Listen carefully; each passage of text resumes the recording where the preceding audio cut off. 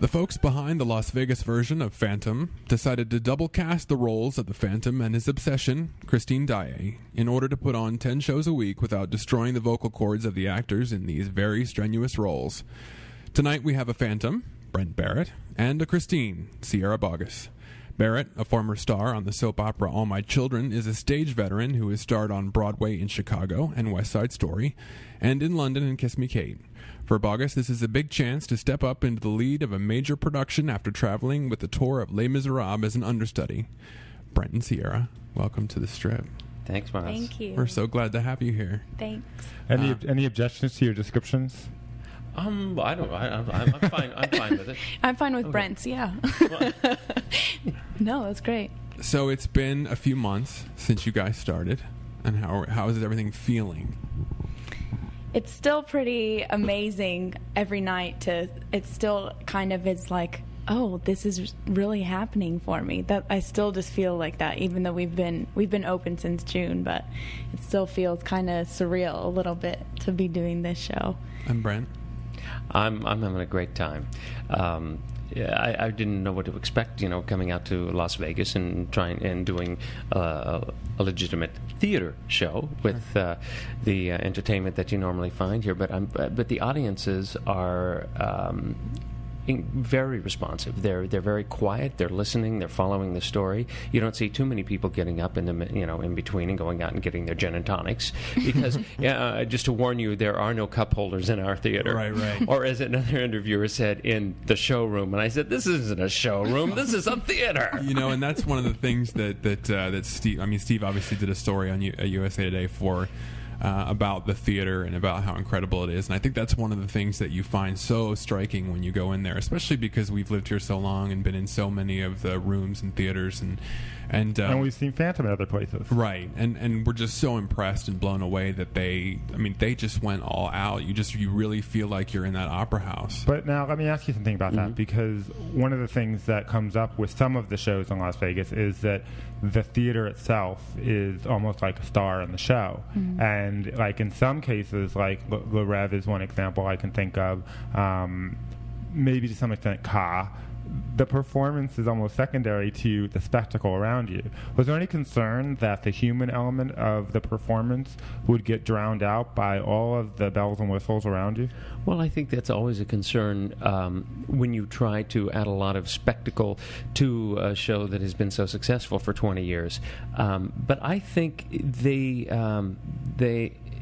were very smart in ratcheting up the special effects, but and certainly this was Hal's baby to make sure that the core of the show, which is the emotional core of the show, which is the love story, the unrequited love story between the Phantom and Christine, and then the love story between Raoul and Christine, really was the centerpiece. So the walking into the theater, I think it just helps transport you back to that to that time, and then you can just sit back and let the story unfold. When we were there for opening night, and the show started and the chandelier starts to move, people were clapping. Isn't it great? Yeah. Do people do that every night?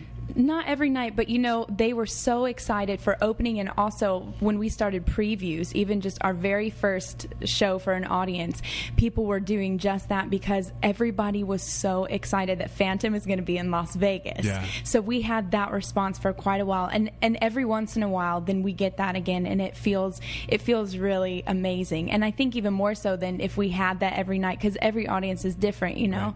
Some audiences we think are really not into it, and then they jump to their feet, at the curtain call, and so it's kind of like it's kind of a nice present to get it every once in a while instead of every night. So. Are there days of the week that are predictably lower key and more exciting?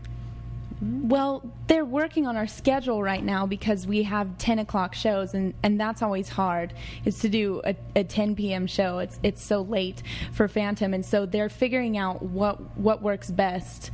Like our Friday night at 10 o'clock, for some reason, no one was coming, but they tell us something about travel days and stuff like that. So they're figuring that out, but every night so far we've had a standing ovation. So Do you ever get a feeling though, like you say, like you're doing a show like at 10:30 on a Friday night, and you're thinking, oh my God, this is like my best show ever, and there's only 16 people here.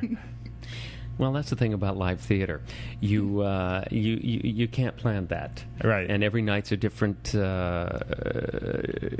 experience. And so, if you're having an incredible show and there are only 16 people in the audience, you just have to appreciate that it's flowing so freely. We have some people in the chat who are asking, are Vegas audiences dressing better? I don't know. We get a really. I think. Well, I can't see out there. There's only one point in the show where the flames come up after the mausoleum that I can even get a feel of how many people are in the audience. I know Tim, who plays Raul, he's always clocking. He's doing a head count during that first scene to find out. He has some crazy math brain where he can just look out there and say, "There's 300 people in the first section." Is he right? Our stage manager said he's only ever off by 70 people. Wow. Isn't that amazing? That is amazing. Yeah, that's not my brain. So, well, he started out in the business world, so he's counting bums in the seats. Have you guys actually sat in the audience and watched your counterparts? Absolutely, yeah. And criticized them? Well, when we were during techs and when we were having run-throughs before the show opened, we all had to be in the theater at the same time. So we would take turns watching the show, and so I think because of that, I certainly appreciate everything that they have done with this show. Yeah. It makes it very exciting to actually have an image in your head of what's going on, of what the audience is experiencing as the show progresses. Can I ask you, this is completely related but not, you were on All My Children. Yeah. Ages ago. But have you seen All My Children lately? No. I never watched. Okay, this question won't work then. They're doing this. Have you? Well, is that what you're doing at work? I work in news, and so I see. Yeah. So you just click the channel. I'm watching Days at 1 o'clock. CNN. Whatever. See what Tad Martin is up to these days. Right. Still on there after all these years. I know. But I guess what I was wondering is they have this new way that they're shooting. The show. They're using like a steady. I don't know what kind of a camera it is. It's some kind of reality thing, and they're making kind of everything more real. Do you think that bringing this show, say from Broadway to Las Vegas or whatever, and having that element of the theater makes it a better show than the one in New York, because you do have that whole theater thing. I know Steve that was a stretch, but I'm impressed with the way you actually managed to get to your question. I'm not quite sure how we got there, but I understand your question. It's all about reality. Yeah, okay. Well, the thing about this show, there isn't a lot of reality about this show. Right. But because everything is heightened in Phantom of the Opera, it's almost it's a melodrama. Does it help? I think cutting the show down and cutting some of the, I hesitate to say extraneous things, because that will not go very well with Andrew Lloyd Webber or Hal Prince. But paring it down and focusing more on the triangle love story, right, I think has helped the show. Basically, we like it to be about us. Right, exactly. Well, if we're not singing, we don't care. Yeah, we don't really know what's going on. Well, I was going to say, in 95 minutes, there really isn't much time for it to be about anything else. Right. Well, that's why they've double cast it, because normally, because what we do in the show in the New York production takes place over 2.5 hours. Here they've condensed it down to 90 minutes. So those rest times, those vocal rest times that we would have in the New York production are gone. So basically we're just, if I'm not on stage, I'm changing clothes, getting ready to go back on. There is no downtime. Mm-hmm. So, and doing 10 shows a week, and there's only an hour in between when we do 2 shows a day,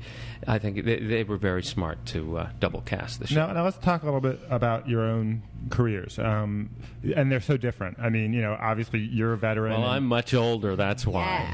Yeah. Now, actually, is that typically the case? I mean, I don't mean it to be specific, but I mean, is it typically the case that the Phantom is cast as somebody in their 30s or 40s versus? Oh, thank you. I was just hoping I got that right. And then the Christines are usually quite young. Well, the